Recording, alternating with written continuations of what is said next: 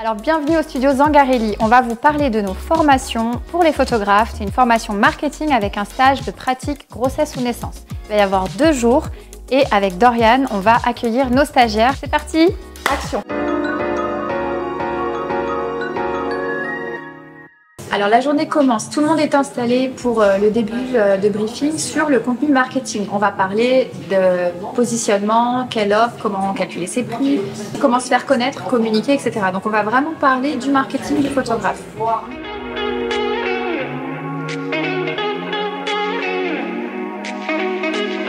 En fait, on est beaucoup seul en tant que photographe. On est quand même seul face à ces difficultés.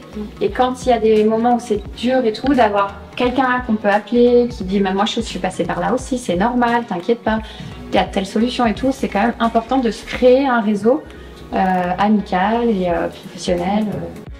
La formation te permet d'éviter les erreurs, de limiter, parce que t'en feras quoi qu'il arrive, il faut accepter, mais de limiter la casse et d'être plus efficace. Donc maintenant, on reprend, après la petite pause, ça va être la photographie grossesse. Donc on va avoir les termes techniques, on va avoir les lumières, on va avoir le matériel, on va dégrossir un petit peu toute la théorie sur le shooting grossesse, prise de vue.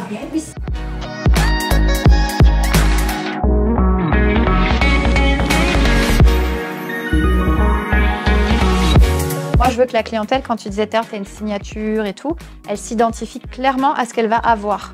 Qu'elle n'ait pas peur de se dire « Ah, mais même ça, j'en veux pas » ou tu vois.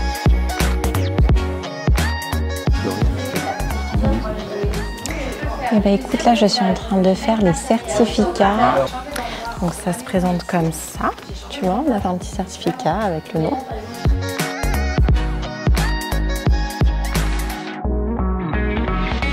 La pose, au départ, elle n'est pas réussie et petit à petit, on finit par aboutir à une jolie pose. Et à ce moment-là, je fais la photo. Je vais toujours chercher un lien avec le ventre, que ce soit le regard, la main et tout. Ah oui, la jambe de profil, si vous... Voilà, j'ai pas un truc moulant, c'est dommage. Mais si je suis comme ça, c'est moins joli que si je suis comme ça, surtout avec une robe, ça fait le galbe de la fesse. Donc je leur demande toujours de plier la jambe qui est vers moi. Un conseil sur le posing, ce serait de créer un climat de confiance avec votre cliente pour qu'elle se lâche et qu'elle soit naturelle. C'est pas facile, c'est la chose la plus difficile, je pense que c'est de créer ce contact, d'essayer d'être bienveillant, de complimenter. Si vous lui faites des beaux compliments à chaque pose, elle va prendre une aisance et elle finira par être à l'aise et ça se verra sur l'image. Alors là, on va commencer la prise de vue grossesse, mais avant d'avoir les modèles, je vais juste faire un petit récap sur le boîtier, les objectifs et les setups de lumière, quel matériel, quel flash, etc. On va voir les réglages.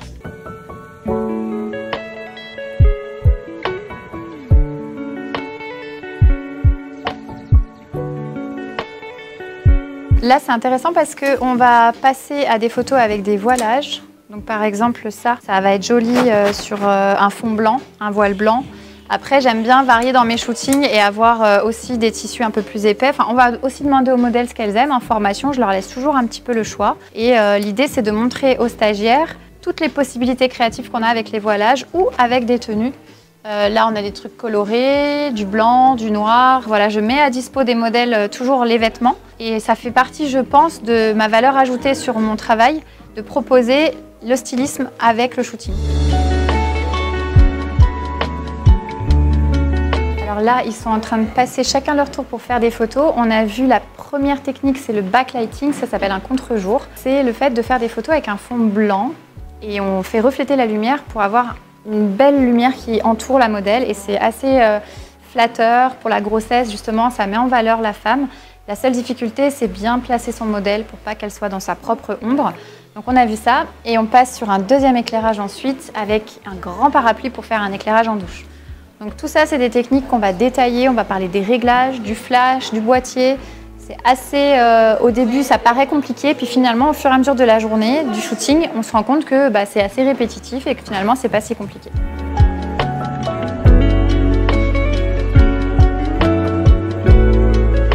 Je vais ouvrir un peu mon ouverture, j'étais à 5-6, je vais passer à 4. J'ai ma photo qui est facile à faire. Je vous dis, c'est facile le clair-obscur.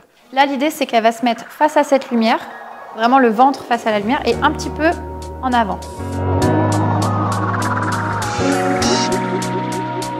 Du coup Yann, j'ai cru comprendre que tu étais photographe déjà et que tu en vivais. Tout tu à avais fait. même ton studio. Exactement. Du coup je me pose la question de savoir qu'est-ce qui t'a emmené ici, qu'est-ce que tu attends de cette formation, qu'est-ce que tu es venu chercher? Plus d'expérience, on va dire des raccourcis sur des techniques de lumière. Donc au lieu de tâtonner à droite à gauche comme ce que je fais, j'avais besoin un peu de conseils et de voir aussi des corrections. Parce qu'on n'a pas forcément son propre regard dessus, donc c'est compliqué. Ça fait du bien parce que ça remet un peu les pendules à l'heure. Il y a des choses à travailler au sein de mon entreprise, je pense. Et sur la côté pratique, effectivement, il y a des choses qui sont... En fait, il faut aller à la simplicité et ça donne des super belles images. Après, effectivement, c'est un travail de conseil, de posing et de gestion de lumière. Et le travail sur ton entreprise, c'est quoi? Plutôt business, c'est ça? C'est plutôt un aspect business et communication. C'est, on va dire, pas forcément le shooting en lui-même, mais tout ce qui est autour. Toute cette valeur ajoutée qu'on va pouvoir apporter, le suivi client, tout ce qu'on peut apporter en fait au client en amont du shooting, comme de la documentation, des choses comme ça, je trouvais ça très intéressant. Et après tout ce qui va être plutôt tirage, album photo, ces choses-là en fait. C'est un vrai magasin Dorian. Ah oui. C'est mon dressing ça. Là c'est ton dressing perso. J'ai ça à la maison comme ça. Bien sûr. Mon rêve. Donc c'est quoi la prochaine tenue? La prochaine tenue, on va essayer, mais ça va être une belle robe dorée. Tu vois, elle a un beau teint, elle est hâlée, elle est brune. On va faire un fond texturé un peu dans les beiges naturels. Donc on va voir si ça ressort. Normalement oui. On va essayer, on va voir ce que ça donne et puis sinon on changera. Allez, on verra le résultat. Là, vous voyez, il y a un petit peu le soutien-gorge, c'est pas grave, ça se Photoshop vite fait. Donc je vais pas passer de temps là-dessus.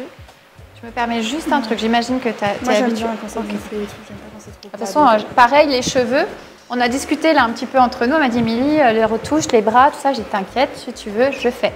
Et les cheveux, c'est pareil, en fait, ça va faire avec Photoshop. Lève bien la tête, exagère bien dans l'attitude pour aller bien en haut. 1, 2, 3. Léger sourire même. Et la jambe vers l'intérieur.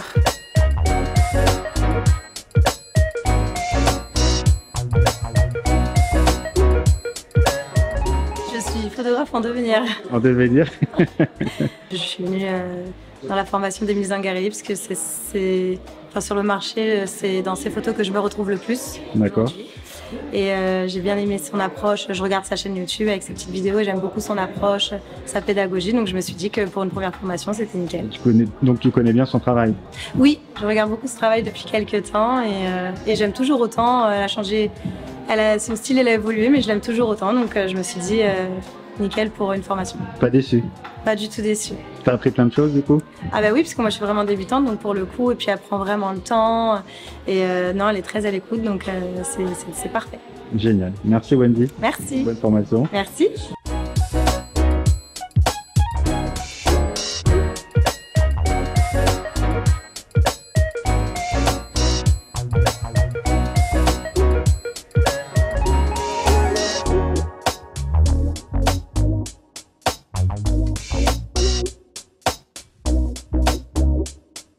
Donc les élèves sont en train de faire le dernier setup de lumière avec la modèle. On a terminé après ça. Donc on va aller faire un bilan de la journée, prendre le temps de faire un petit peu des questions-réponses et la remise des certificats. C'était une super journée, voilà. C'est riche en partage, c'est riche en connaissances, en pratique. Et toujours bien accueilli, toujours avec une bienveillance, empathie d'Émilie. C'est un vrai plaisir de venir. Là, c'est le deuxième jour de stage, c'est sur la photographie naissance. Donc, on fait un accueil le matin, on boit un petit café, on se présente. Ensuite, on voit un petit peu de théorie. Sur la télé, je montre un peu mes guides que j'ai créés pour chaque élève avec des poses, des schémas de lumière. Et là, on va démarrer la partie pratique. Donc, comment faire les photos sur le stand avec des petits bébés modèles qui vont venir. Donc, il y a un premier bébé ce matin, un autre cet après-midi. Et là, je vais montrer concrètement comment je positionne la lumière, comment je place le bébé et comment je fais mes réglages sur mon appareil. Vous n'êtes pas obligé d'avoir une table de posing, vous pouvez très bien faire vos photos sur une table normale avec un petit matelas dessus ou un lit et vous mettez les couvertures. Le seul avantage de ça, c'est que déjà moi elle est pliable et tout et qu'en plus on peut pincer les couvertures derrière facilement.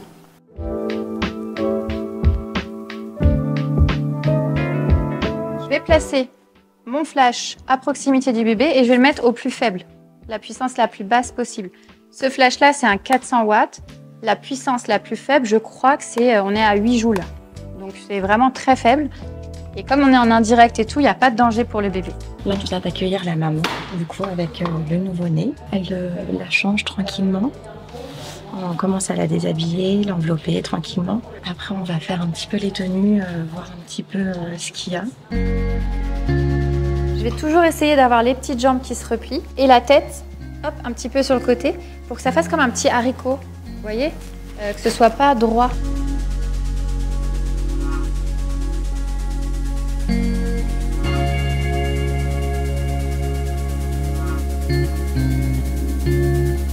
C'est tout mignon, ça leur fait du bien, c'est comme en fait là dans la couverture. Ça permet de caler gauche-droite et comme ça je peux bercer un peu. Peut-être tu vas tétouiller un peu, je pense qu'elle a envie. Là typiquement j'aurais une tétine, je pense qu'elle se rendort peut-être, mais là elle cherche avec ses doigts.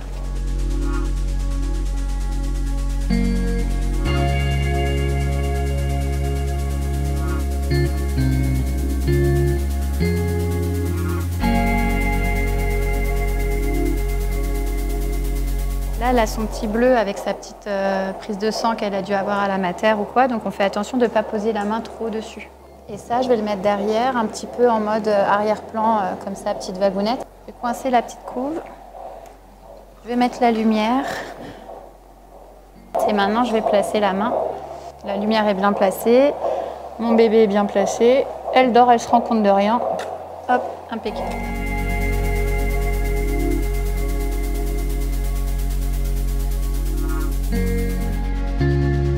Sur la grossesse, aujourd'hui c'est sur les bébés. Oui, tout à fait.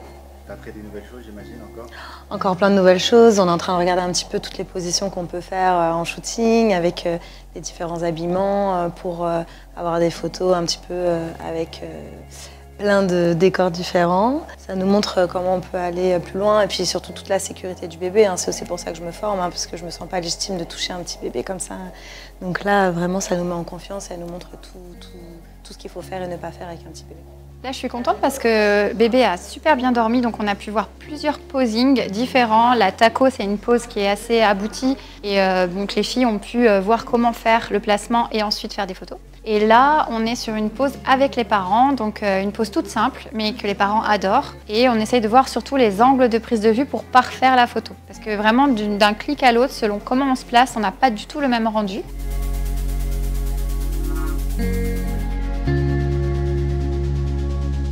Là, l'idée, c'est que chacune leur tour, les filles, elles vont passer faire leurs photos.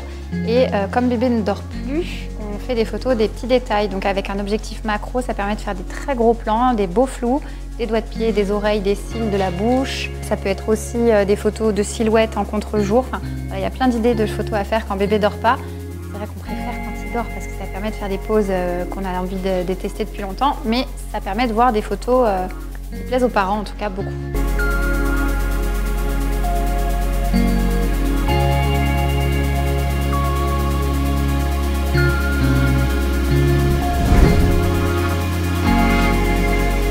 Il faut rêver. Dès le début, j'avais même pas eu un client que je regardais les tarifs des locaux à côté de chez moi, tu sais, en mode peut-être un jour, on sait jamais. Ça y est, on a terminé la journée, tout est rangé, les élèves sont partis. On va pouvoir débriefer avec Doriane sur les 2 journées de formation. Et surtout, n'hésitez pas à vous abonner à la chaîne YouTube si vous avez envie de suivre nos aventures. Et si vous êtes intéressé pour venir en stage avec nous, vous pouvez nous contacter directement en commentaire ou via le site internet emiliezangarelli.fr. On vous répondra en vous envoyant les tarifs, les prochaines dispos des stages et on vous dit à très vite.